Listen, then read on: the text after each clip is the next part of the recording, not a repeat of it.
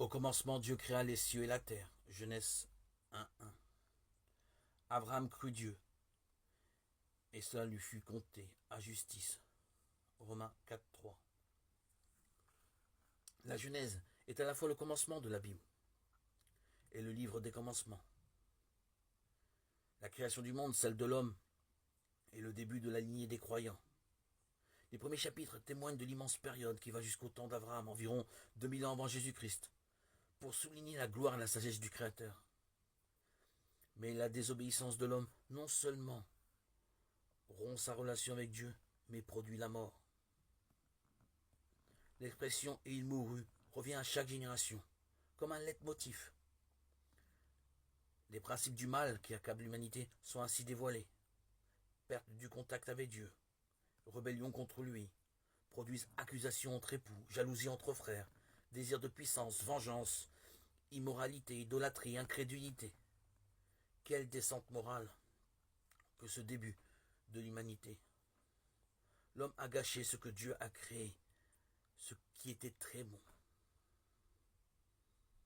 Mais dans sa grâce, Dieu n'abandonne pas sa créature. Il agit en rapport avec la révélation qu'il donne de lui-même. Lumière, il chasse l'homme rebelle du paradis.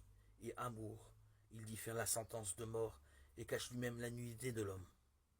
Il suscite la foi et y répond. Elle brille chez ceux qui invoquent Dieu, qui vivent dans sa communion comme Enoch, qui se tiennent loin du mal comme Noé. Dieu juge aussi le mal par l'eau du déluge, et plus tard par le feu sur Sodome. Dès que l'homme a désobéi, il annonce son plan de salut. La descendance de la femme, Christ, né de femme, Galates 4:4, brisera la tête du serpent. Genèse 3:15. Plus tard, il appelle Abraham à quitter sa parenté et le monde idolâtre où il vivait. Il établit une relation avec lui sur la base de la foi et lui fait des promesses en vue de bénir la terre par un de ses descendants. 22, 17, 18. Sa descendance qui est Christ, Galates 3:16. La Genèse parle souvent du Seigneur sous une forme figurée. Dieu demande à Abraham d'offrir son fils Isaac en sacrifice, indiquant ainsi à l'avance qu'il donnerait lui-même son fils unique en sacrifice sur la croix.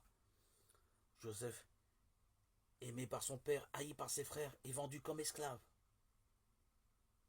Mais il passe d'une prison à une place de haute dignité en Égypte, et il est désigné comme sauveur du monde. 41-45. Il est aussi une image de Jésus rejeté, cloué à la croix, élevé, maintenant comme sauveur et Seigneur à la droite de Dieu.